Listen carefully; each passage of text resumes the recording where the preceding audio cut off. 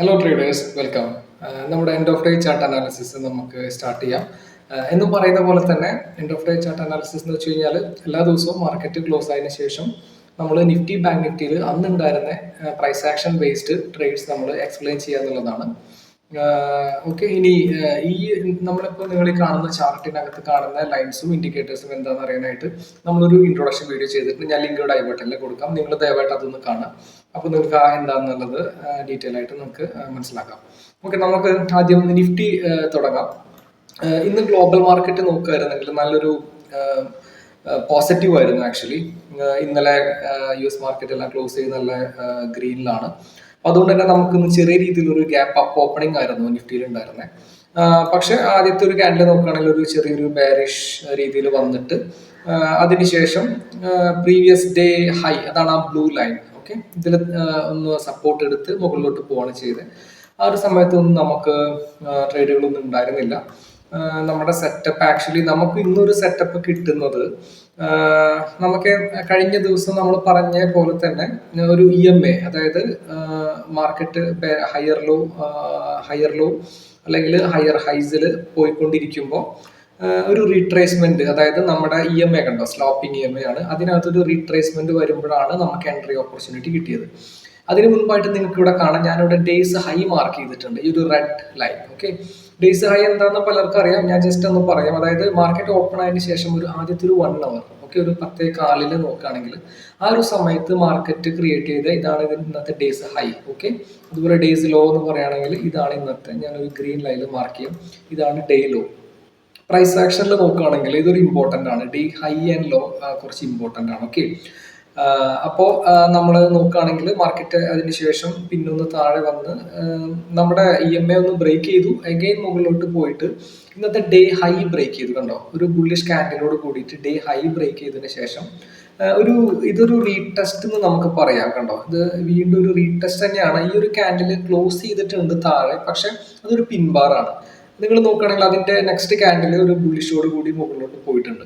അപ്പൊ നമുക്ക് ഇതൊരു റീടെസ്റ്റ് ആയിട്ട് കൺസിഡർ ചെയ്യാം. അപ്പൊ നമ്മൾ ഇനി വെയിറ്റ് ചെയ്യുന്നത് നമ്മുടെ 20 EMAയിലോട്ട് എപ്പോഴാണോ നമ്മുടെ നിഫ്റ്റി വന്ന് ടച്ച് ചെയ്തിട്ട് സപ്പോർട്ട് എടുത്ത് മുകളിലോട്ട് പോകുന്നത്, അതാണ് നമ്മുടെ ട്രേഡ്. പക്ഷെ നമ്മൾ മുൻപ് പറഞ്ഞിട്ടുണ്ട്, നമ്മൾ നോർമൽ എല്ലാവരും ചെയ്യുന്ന പോലെ EMAയിൽ ഈ ഒരു റിട്രേസ്മെന്റ് ടച്ച് ചെയ്ത് മുകളിലോട്ട് പോകുമ്പോഴല്ല നമ്മൾ ട്രേഡ് എടുക്കാറ്. നമുക്കൊരു ഡബിൾ കൺഫർമേഷൻ വേണം. അതായത് EMA കൂടാതെ അവിടെ നമുക്ക് എന്തെങ്കിലും ഒരു സപ്പോർട്ടോ റെസിസ്റ്റൻസോ ഉണ്ടോ എന്നുള്ളത് നമ്മൾ നോക്കും.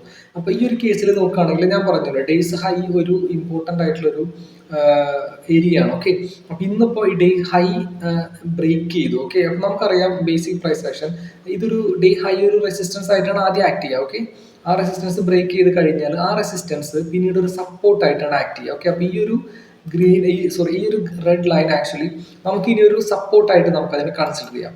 അങ്ങനെ നോക്കുകയാണെങ്കിൽ നമ്മുടെ ട്രേഡ് ട്രിഗർ ആവുന്നത് ഈ ഒരു ക്യാൻഡിൽ കണ്ടോ, അതായത് നമ്മുടെ EMA റീട്രേസ്മെന്റ്, ഈ ഒരു ഗ്രീൻ ക്യാൻഡിൽ കണ്ടോ, ഈ ഒരു ഗ്രീൻ ക്യാൻഡിലാണ് ട്രിഗർ ആവുന്നത്. അതെങ്ങനെയാണെന്ന് വെച്ച് കഴിഞ്ഞാൽ ഞാൻ പറയുന്നത്, അതിന് തൊട്ട് മുൻപത്തെ ക്യാൻഡിൽ നമ്മുടെ EMAയിൽ ടച്ച് ചെയ്തിട്ട് ഒരു ചെറിയൊരു pin bar kind of candle support എടുത്തു. അടുത്ത ക്യാൻഡിൽ നമുക്ക് നോക്കാം, ക്ലിയർ ആയിട്ട് നല്ലൊരു ബുള്ളിഷ് ക്യാൻഡിലാണ്. അപ്പോൾ നമ്മൾ ഇവിടെ ഈ ക്യാൻഡിൽ ക്ലോസിൽ എൻട്രി എടുക്കുകയാണെങ്കിൽ നമുക്കിവിടെ രണ്ട് സപ്പോർട്ടാണ്, EMA സപ്പോർട്ടും ഉണ്ട്, അതുപോലെ തന്നെ നമ്മുടെ ഡേ ഹൈൻ്റെ സപ്പോർട്ടും ഉണ്ട്, ഈ ഒരു ഹൊറിസോണ്ടൽ ലൈൻ. അപ്പോൾ നമുക്ക് ഡബിൾ കൺഫർമേഷൻ ആയി. നമ്മൾ നോർമലി EMA ട്രേഡുകൾ കൺസിഡർ ചെയ്യുമ്പോൾ ഇങ്ങനെയാണ് നമ്മൾ ചെയ്യുന്നത്. അപ്പോൾ ഞാൻ ഈ ഒരു ക്യാൻഡിൽ ക്ലോസിലാണ് ഞാനിന്ന് ലോങ് പോയത്. ഓക്കെ, അപ്പോൾ നമ്മുടെ സ്റ്റോപ്പ് ലോസ് ആക്ച്വലി നമുക്ക് ഈ ഒരു ഗ്രീൻ ക്യാൻഡിലിന്റെയും അതുപോലെ ഈ ഒരു EMA കണ്ടോ ലൈനിന്റെയും തൊട്ട് താഴെ നമുക്ക് സ്റ്റോപ്പ് ലോസ് കൺസിഡർ ചെയ്യാം. നമുക്കൊരു 1:2 റിസ്ക് റിവാർഡ് ഈസി ആയിട്ട് അച്ചീവ് ചെയ്തിട്ടുണ്ട്. അതായത് ഇത് ഈ യെല്ലോ ലൈൻ നമ്മുടെ R2 പിവറ്റ് ആണ്. ഓക്കെ, അപ്പോൾ അവിടെ നമുക്ക് അത് ബെറ്റർ ഇവിടെ പ്രോഫിറ്റ് ബുക്ക് ചെയ്യാണ് നല്ലത്, കാരണം R2 ഒരു പക്ഷേ റിവേഴ്സിൽ വന്നേക്കാം. ബട്ട് അതൊരു നല്ല പോയിന്റ് ആണ്, കാരണം നമുക്ക് കറക്റ്റ് 1:2 റിസ്ക് റിവാർഡ് അവിടെ നമുക്ക് കിട്ടും. അത് ഓൾറെഡി നമ്മൾ അച്ചീവ് ചെയ്തിട്ടുണ്ട്. ഓക്കെ, അപ്പോൾ അതായത് നമ്മുടെ ഇന്നത്തെ നിഫ്റ്റിയിലുള്ള ട്രേഡ്. അതിനുശേഷം ഓൾമോസ്റ്റ് ആ ഒരു ട്രേഡ് നമ്മൾ എക്സിറ്റ് ആയപ്പോൾ തന്നെ ഒരു 1:30 കഴിഞ്ഞു ആക്ച്വലി.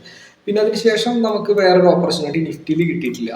നമുക്കിനി ബാങ്ക് നിഫ്റ്റിയിലോട്ട് പോവാം. ബാങ്ക് നിഫ്റ്റിയിൽ ഇന്ന് നമുക്കൊരു ഓപ്പർച്യൂണിറ്റി ഉണ്ടായിരുന്നില്ല, അതാണ് സത്യം. ഗ്യാപ്പ് അപ്പായി ഓപ്പൺ ആയി, പിന്നീട് ഒരു നല്ലൊരു വൊളറ്റൈൽ ആയിരുന്നു മാർക്കറ്റ്. ഓക്കെ, നമ്മൾ ആക്ച്വലി ഇന്നൊരു ട്രേഡ് ഒരു ട്രെൻഡിങ് ആയിരിക്കില്ല നമ്മൾ അസ്യൂം ചെയ്തത്. കാരണം നമ്മൾ കണ്ടോ CPR വളരെ വൈഡ് CPR ആണ്. ഇന്നലത്തെ കമ്പയർ ചെയ്ത് നോക്കൂ, ഇതിന്റെ ഒരു ഡിഫറൻസ് കണ്ടോ. ഇത്തരം വൈഡ് CPR ഉള്ള ദിവസങ്ങളിൽ നമ്മൾ ഒരിക്കലും ഒരു ട്രെൻഡ് ആയിട്ട് നമ്മൾ പ്രതീക്ഷിക്കുന്നില്ല. പിന്നെ മാത്രമല്ല ഇന്നലെ ഒരു ട്രെൻഡിങ് ഡേ ആയിരുന്നു. ഇത് രാവിലെ സൈഡ് വേസ് ആണെങ്കിലും ഉച്ചയ്ക്ക് ശേഷം ഒരു നല്ലൊരു മൊമെന്റം ഉണ്ടായിരുന്നു. അപ്പൊ അതുകൊണ്ട് തന്നെ നമ്മളൊരു ഓപ്പർച്യൂണിറ്റി നമുക്ക് കിട്ടിയില്ല ഇന്ന് ആക്ച്വലി. അപ്പൊ നമുക്ക് ഒറ്റ ട്രേഡ് ഉണ്ടായിരുന്നുള്ളൂ, അത് നിഫ്റ്റിയിലായിരുന്നു. EMA റീട്രേസ്മെന്റ് നമുക്കതൊരു 1:2 റിസ്ക് റിവാർഡ് അച്ചീവ് ചെയ്തിട്ടുണ്ട്. ഓക്കെ, അപ്പൊ അത്രയുള്ള ഇന്നത്തെ വീഡിയോ. എന്തെങ്കിലും സംശയം ഉണ്ടെങ്കിൽ നിങ്ങളുടെ കമന്റ്സിൽ ചോദിക്കാം. അതുപോലെ അടുത്ത വീഡിയോ ആയിട്ട് അടുത്ത ദിവസം കാണാം. Okay, bye, thank U.